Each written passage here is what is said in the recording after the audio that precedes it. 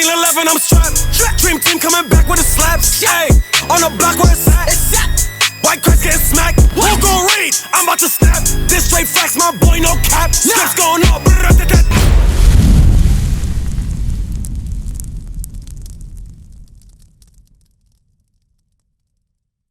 What kind of religion did you guys grow up in? You didn't grow up in religion? I see you have like the Catholic, right? Because I see you have the Guadalupe on your shirt, right? So you believe in Guadalupe, right? So now in the church they teach us a false image of God, and then they teach us the worship of Guadalupe. But nowhere in the Bible does it teach us that. You say you guys grew up in the Catholic Church. The Catholic Church, when they teach us these things, they teaching us false doctrine. What's your names? Maria? Huh? Angie and Maria, right? So in the Catholic Church, we've already established that they teach that this guy is God, that this guy is Christ, but in the Bible we don't read it. So what is the Catholic Church doing to us? If this is not, if they tell us this is God and the Bible doesn't say it, are they lying to us or are they telling us the truth? They're lying to us. You got to see that. Give me real quick in Colossians 3:8 about the doctrines of men. Because I'm going to show you something. What they've been teaching us is false doctrines. And we got to get out of that. Just like they teach us you can worship. Because what do you have that shirt on for? What, you know what I'm saying? Did you get that yourself or did someone just get it to you? Okay, but you believe in the Virgin of Guadalupe, right? You know what I'm saying? Do you feel like she's going to protect you from things that are like the saints? You have a pendant, right? So now why do you wear that? Because it represents her, right? Because you think it has some sort of protection to it, right? It's like a charm, right? So I'm going to show you something about that. Read it. The book of Colossians chapter 2 and verse 8. Beware lest any man spoil you through philosophy and vain deceit. So you listen to that, sister. So he said, beware lest somebody come and lie to you about philosophies of their ideals and vain deceit. One of the deceits is right here telling you got that pendant of Guadalupe and you think that it's going to protect you. But if somebody but you guys, right, how old are y'all? 15, right? Did your parents tell you to come home before the street lights come on? Okay, but why? Why do they do that? Because it's dangerous, but you have that pendant on. So would they allow you to stay out late if you have that pendant on? Why? Because is that pendant going to protect you? No, it's not. But our people have faith in those things that God never said to do that. Give me real quick in Habakkuk 2 and 18. I'm going to show you. Because we think, hey, you know what, this is going to protect me, but we truly understand it's not, because when the street lights come on, your parents tell you to come home, they're telling you to do that because they know that's not going to save you. That pendant are these saints that we believe in, like Saint George and all these other saints that people pray to, which is idolatry, is not going to save us. Read this real quick. The book of Habakkuk, chapter 2 and verse 18.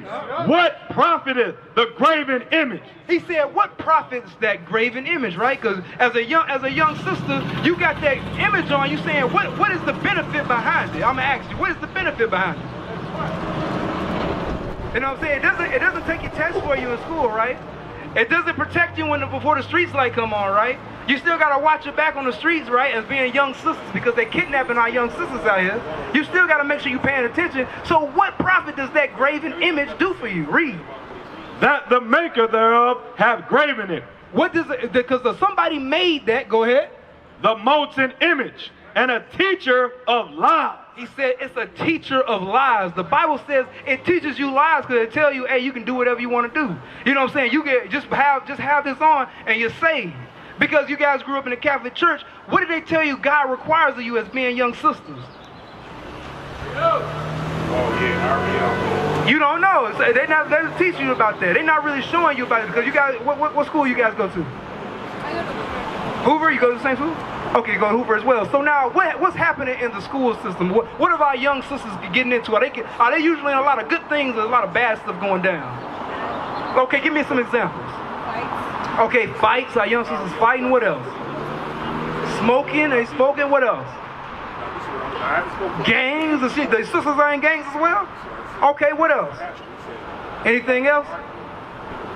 Okay, so now, but let's deal with those things, right? So you got smoking. You guys in any of those things you name? You smoke, gangs, fights. You don't get into no fights. You ain't never had no beef with nobody. Okay, well, all praises. That's good. But a lot of our sisters do that. You got friends that get into fights and smoke. Okay, so now, if these are your friends, right, what does it mean to be a friend then? Because if they're your friends and they doing all those things that you described as being bad, why do you call them friends? Because they do what? They help you out in your worst. But let's see what the Bible says. Give me that real quick in Sirach about proving a friend. I'll show you something. Because you said all the stuff you just named, you said these are bad things, right? Smoking, fighting, but then you say you have friends that do that stuff. So, but does it matter? It does matter. It does matter. Why? I'm gonna show you why it matters. Read that real quick. The book of Sirach, chapter 6 and verse 7. If thou wouldest get a friend, prove him first. He said, if you want to get a friend, you have to prove that friend, because they have to have the same kind of mind as you. You have to see what kind of person are they. But if you believe, hey, you know what, they be fighting, right? Give me that real quick in Amos 2 walk together. You know what I'm saying? Give me that real quick. I think it's 3 and 1. So I'm gonna show you something, sister, because these are your friends. So if you hanging around them, that means you have similarities. You have stuff in common, right? So if the things they like to do is opposite of what you like to do, why would you hang around with them? If they like to fight, smoke, and be in gangs, why would you, as a sister who say you don't like doing that stuff, be with them? But listen to what he said. Can two walk together? He said, can two people walk together except they be agreed? Except they agree. If you guys are walking together right now, if she said, hey, I want to go this way, and you say you want to go that way, can you walk together? No, you're going to go 2 different ways. So how can 2 people walk together if they don't agree? If you're saying, hey, you know, smoking, gangs, and all this stuff is bad, you understand it's bad, but then you have people that you call friends who do that stuff, how can y'all walk together because y'all don't agree? Now go say it. Go ahead, say it. Okay, you said just because they do it doesn't mean you're going to do it, right? But you have these friends and they're going to influence you. Right. Because, listen to what, read that one more time. The Bible's telling you this for a reason. Can two walk together except they be agreed? Meaning you can't walk with somebody unless you agree with them. Meaning, Proverbs 12:26. You can't walk with them unless you agree, because eventually they're gonna influence you to do this kind of things that they like to do. Right. Trust me, I've been around people before I started, because I used to be in that smoking and all that stuff. Before I started doing that, I hung around people that did it. Right. Because they're gonna influence you to do those things. Right. It's not gonna be fast, but it'll be a gradual effect. You could, but a lot of times we don't, because the young sisters are under peer pressure. That's why a lot of our young sisters are in the gangs, are getting high, or they baby mamas at a young age, and they having children in the high school because they got peer pressure. Read that. The book of Proverbs, chapter 12 and verse 26. The righteous is more excellent than his neighbor. You see, he says the righteous people, they're better than their neighbor, right? That's true. Go ahead. But the way of the wicked seduces them. But he says the way of the wicked, the way of people who do bad things, it seduces you. You know what it means to seduce? What does it mean, sis? To seduce someone? Okay, what means what it means? What does it mean though? Give me some other words, some synonyms. Okay, yeah, okay. It makes you change their behavior, right? You're making them like what you like. So he said the way of the wicked will seduce the righteous. It will bring you over to their side. Because if you're with them and you're always hanging around with them, they're going to eventually influence you to do those kind of things. To do the stuff that you recognize as bad today, you're not going to be able to see it that way after another year of hanging around those people who do those bad things. Because you're walking with them. Because when you guys are hanging out, do they smoke around you? Okay, so but they still do the smoke. So now eventually they're going to get comfortable enough around you to say, you know what, I'm just going to light this up right here in front of you. Eventually they're going to get comfortable enough to say, you know what, I'm going to fight right next to you. I don't care. You know what I'm saying? Because they're starting to seduce you over to their side, bring you over to what they believe is right.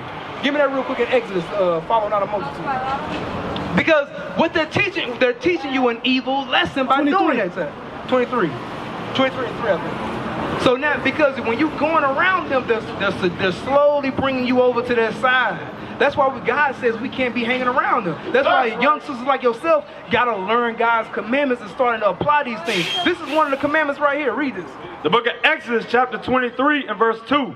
Thou shalt not follow a multitude to do evil. He said you shouldn't follow people that do evil things.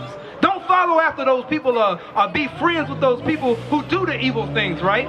One of the evil things, like you said, is the fighting, the gangs and all those things. Those stuff we shouldn't be doing. Our young sisters shouldn't be fighting. They shouldn't be doing that type of stuff. Just like the way our young sisters dress, right? The way our young sisters dress, do you think it's appropriate? And like what you got on right now, do you feel like that's appropriate? Okay, why? Why do you say yes? You said what? Because it's comfortable, right? But you have parts of your skin being exposed. So now give me that real quick, Timothy, real quick. Actually, give me 22 and 5. I'm gonna show you something. Okay, before you go, I want you to I'm gonna give y'all a commandment for the young sisters and what's something y'all need to be applying. You know what I'm saying? And this will help you sort out the good friends from the bad, the real from the fake. Because when you start applying God's laws, people will not like you, and you'll be able to see who's good and who's bad. Read this. The book of Deuteronomy chapter 22 and verse 5. The woman shall not wear that which pertaineth unto a man, neither shall a man put on a woman's garment. You hear that, sisters? So he said a man should put on a woman's garment. What's a woman's garment a man should put on? What's women's clothing a man shouldn't wear? Like if you've seen a man wearing, what would a man wear? You'd be like, oh, he's wearing a woman. He's a cross-dresser. Like, no, I'm saying if you saw somebody and you say, oh, that dude's a cross-dresser, what would probably he be wearing to let you know that? A Kurtz? Okay, what else? What would he usually wear over his lower half of his body?